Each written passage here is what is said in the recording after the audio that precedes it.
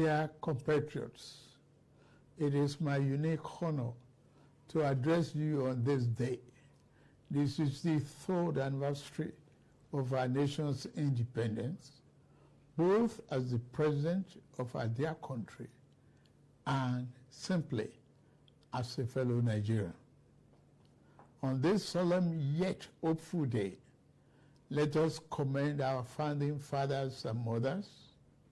Without them, there would have been no modern Nigeria. From the fading embers of colonialism, their activism, dedication, and leadership gave life to the belief in Nigeria as a sovereign and independent nation. Let us, at this very moment, affirm that as Nigerians, we are all endowed with the sacred right and individual gifts that God has bestowed on us as a nation and as human beings. No one is greater or lesser than the other. The triumph that Nigeria has achieved shall define us. The travails we have endured shall strengthen us, and no other nation or power on this earth shall keep us from our rightful place and destiny. This nation belongs to you, dear people. Love and cherish it as your very own. Nigeria is yours. Nigeria is remarkable in its formation and essential character. We are a broad and dynamic blend of ethnic groups, religious, tradition, and cultures. Yet, our bonds are yet intangible, strong, invisible, yet universal. We are joined by a common thirst for peace and progress, by the common dream of our prosperity and harmony, and by the unified ideas of tolerance and justice, forging a nation based on the fair application of these noble principles to a diverse population has been a task of significant blessing, but also serious challenge. Some people have said an independent Nigeria should never have come into existence. Some have said that our country will be torn apart. They are forever mistaken. Here, our nation stands, and here we shall remain. This year, we passed a significant milestone in our journey to a better Nigeria by democratically electing a seventh consecutive civilian government.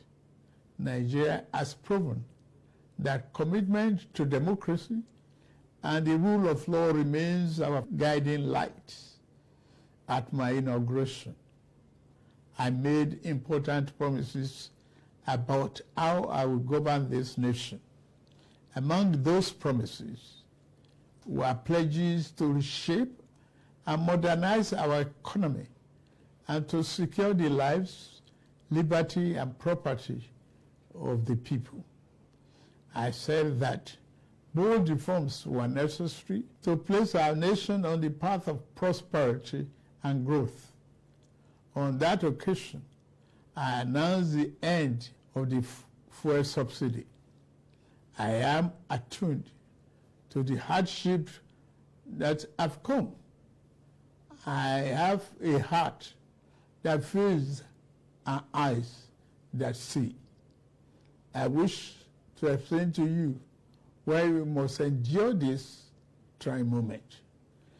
Those who sought to perpetuate the fuel subsidy and broken foreign exchange policies are people who will build their family mansion in the middle of a swamp.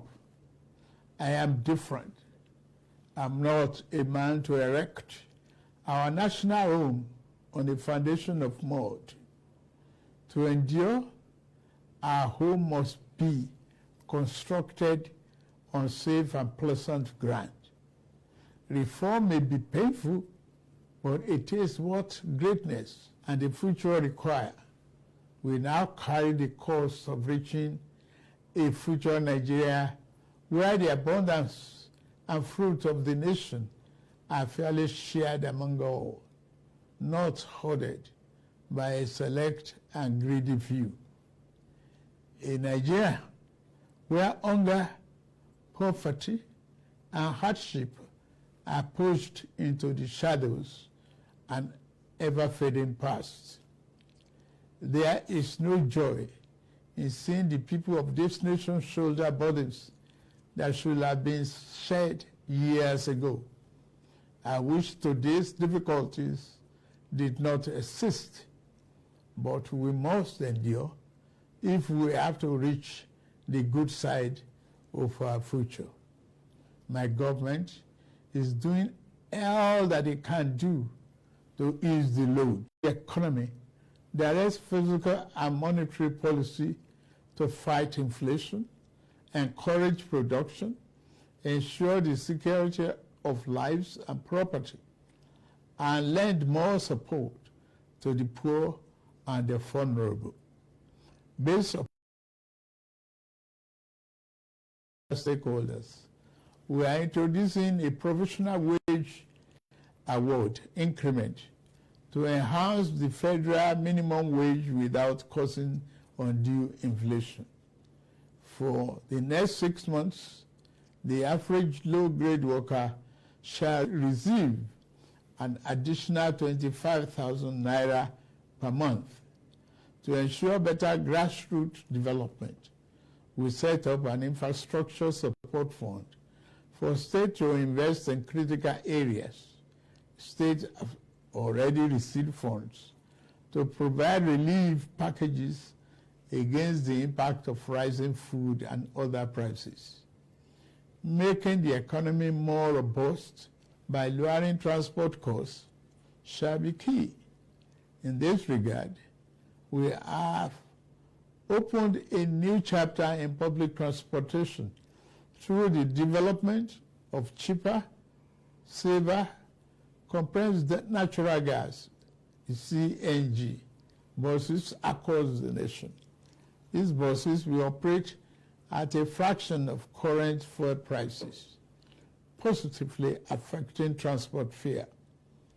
The new CNG conversion kits will start coming in very soon, as all hands are on deck to fast-track the usual lengthy procurement process.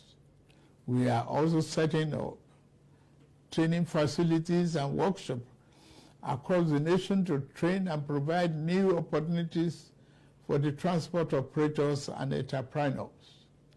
This is a groundbreaking moment where, as a nation, we embrace more efficient means to power our economy. In making this change, we also make history. I pledged a thorough house cleaning of the den of malvisions the CBN has become. That house cleaning is well underway. A new leadership for the central bank has been constituted. Also, the special investigator will soon present its findings on the past lapses and how to prevent similar recurrences. Henceforth, monetary policy shall be for the benefit of all and not the exclusive province of the powerful and wealthy. Wise tax policy is essential for the economic fairness and development. I have inaugurated a committee on tax reform to improve the efficiency of tax administration in the country and address fiscal policies that are unfair or hinder the business environment and slow our growth. To boost employment and urban incomes, we are providing investment funding for enterprises with greater potential. Similarly, We are increasing investment in micro, small, and medium-sized enterprises.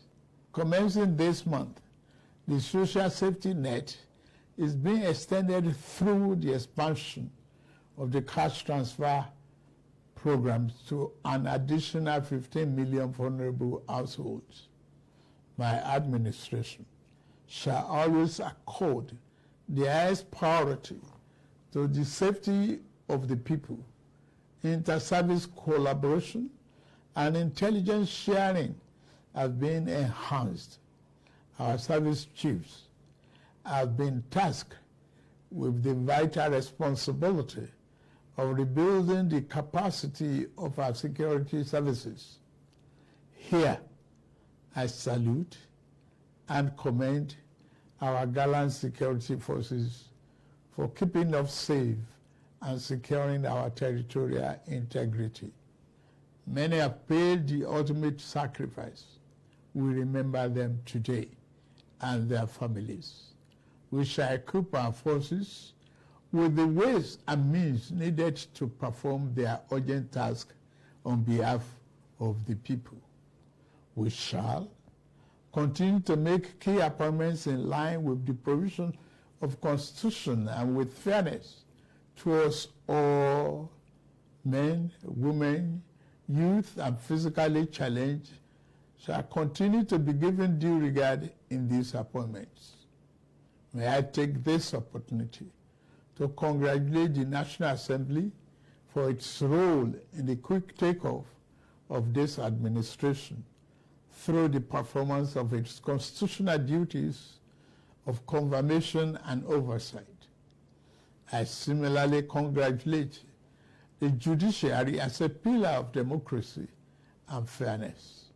I also thank members of our dynamic civil society organizations and labor unions for their dedication to Nigerian democracy.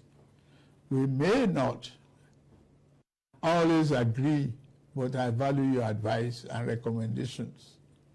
You are my brothers and sisters, and you have my due respect. Fellow compatriots, the journey ahead will not be navigated by the fear or hatred.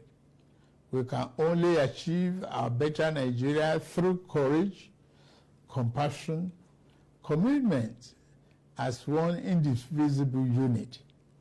I promise that I shall remain committed and serve faithfully. I also invite all to join this enterprise to make our beloved nation into its better self.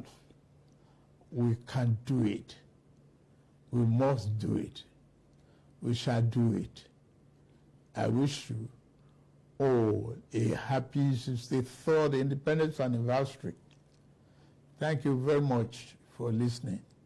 May God bless the Federal Republic of Nigeria and bless all of you.